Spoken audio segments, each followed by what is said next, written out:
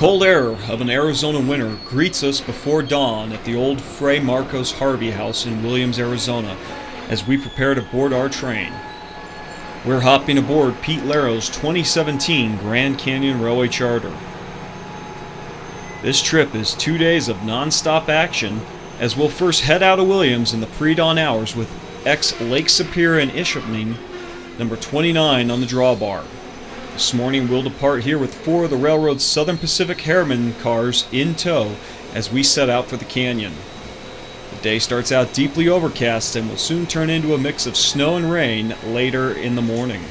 Much of the snow that blanketed the region a week prior has melted away, but the higher reaches in the mountains and along the northern edge of the Coconino Plateau that make up the south rim still have a good bit of snow on the ground. We're near the old station site of Valle as we're treated to our first run-by after sunrise, though with diffused lighting thanks to the extensive cloud cover that won't break until evening.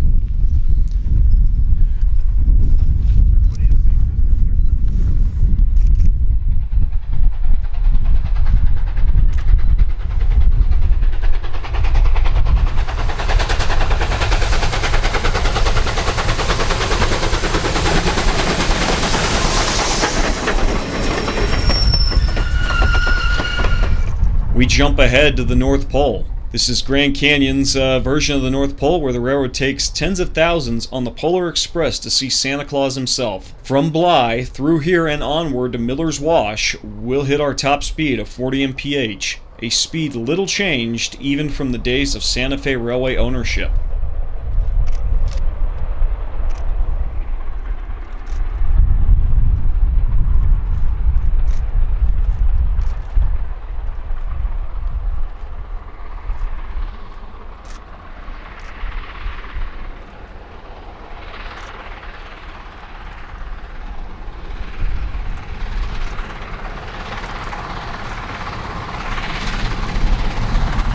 We reach Valle, some 29 miles north of Williams. A snow squall is beginning to whip up as winds increase and visibility drops.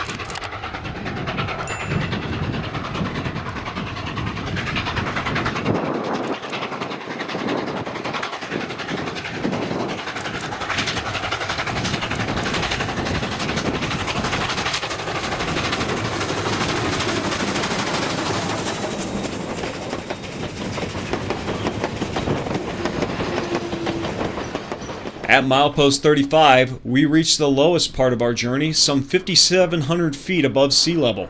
We'll end up climbing another 2,200 feet to top out at the railroad's highest point, the Grand Canyon Depot, at an elevation of 6,880 feet. This location here was realigned in 1916 after a massive monsoon storm ripped apart the railroad and caused a southbound passenger train to end up in the wash, resulting in the death of the locomotive's fireman.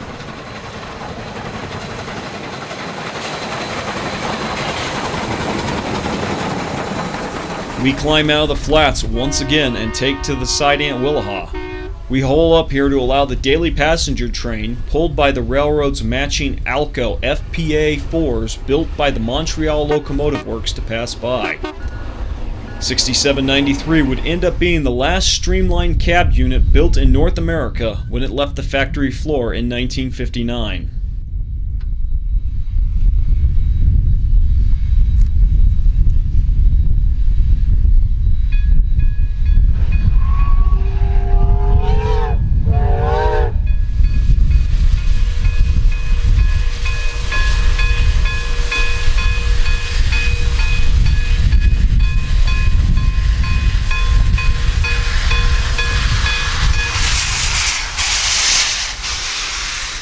Omaha is the approximate midway point of the railway, and as the railroad's employees joke, it's not the middle of nowhere, but you can see it from here. Though today, thanks to the weather, it's just out of our sight. We climb up the apex grade through Imbaloo siding and drop down into Coconino Canyon. This ancient sinuous waterway allows the railroad to maneuver through two adjoining horseshoes to access a Bright Angel Wash, which follows a fault line of the same name. These geographical features make it possible to find the lowest allowable grade for the railroad to climb right to the edge of the Grand Canyon.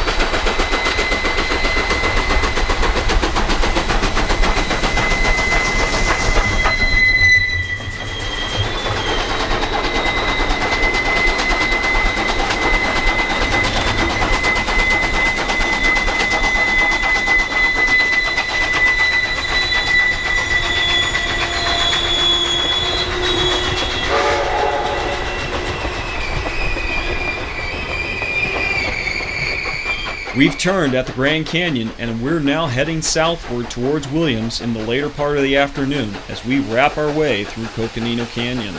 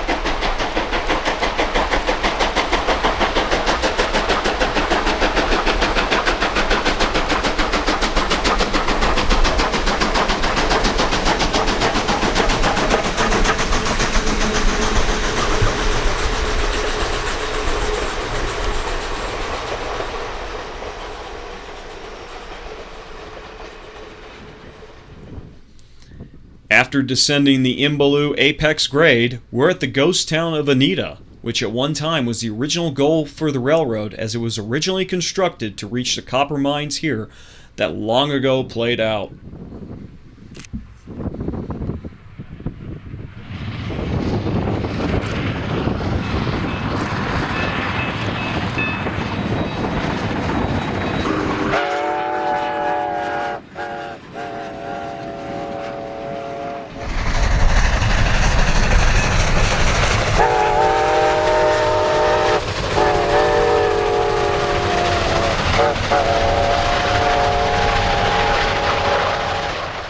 The next morning, we've backed all the way to Valle, and now there's been a change in our consist.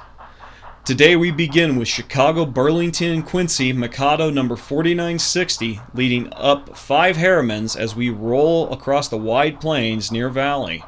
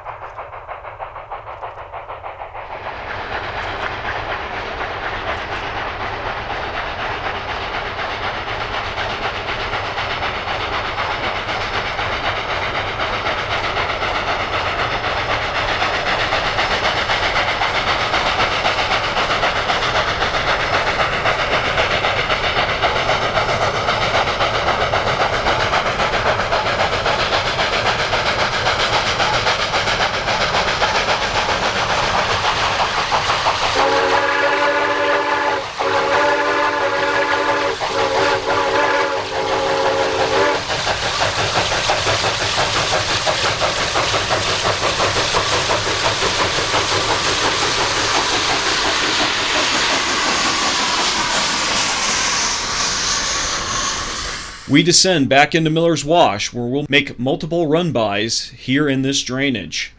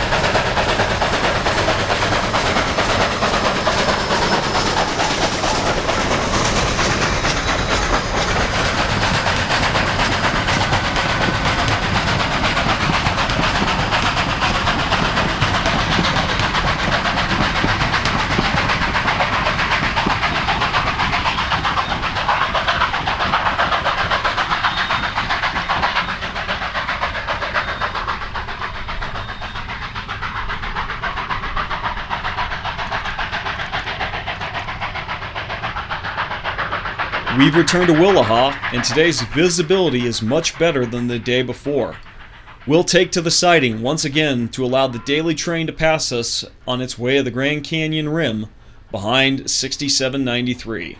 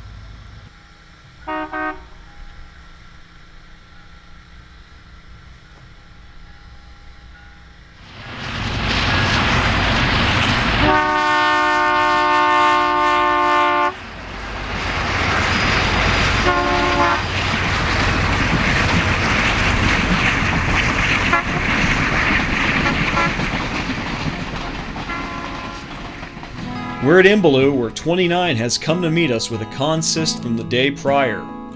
Imbaloo, which used to carry the name Apex in Santa Fe days, now reflects the name of the first roadmaster of the new Grand Canyon Railway that helped open the line in 1989. The siding is the end point of the longest hill on the railroad that takes it from the relatively flat areas around Willaha and Anita, on top of the Coconino Plateau. This was also the location of a Y track used to feed logging camps in the Tucson area operated by the Saginaw and Manistee Lumber Company, which ran some 26 miles to the east. In addition to the lumber company, this was also the location of the Santa Fe section house, which the ruins of still stand today. The two trains would end up being combined here and ran into Coconino for multiple passes with the two steamers.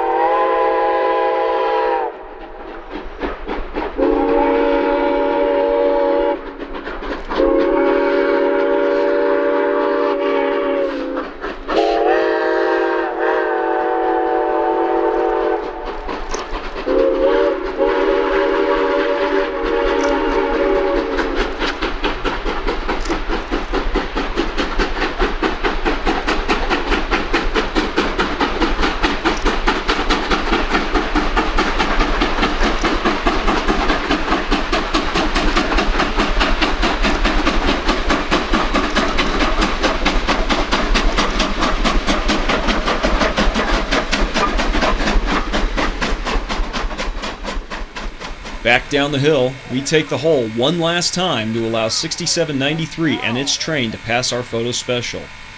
The silver Alco was added at the request of the charter operator to give us another opportunity to photograph vintage power on the line versus the railroad's normal 1970s era EMD X Amtrak F40s.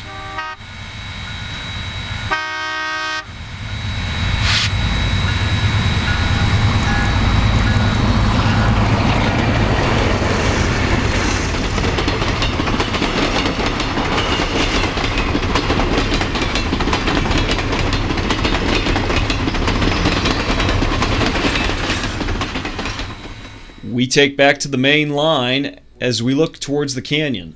The ridge in the far background is the North Rim and the Kaibab Plateau, which rises nearly 1,000 feet higher than the South Rim. This area is one of the few places where the actual Grand Canyon can be seen from the train other than the brief glimpse before arriving at the canyon.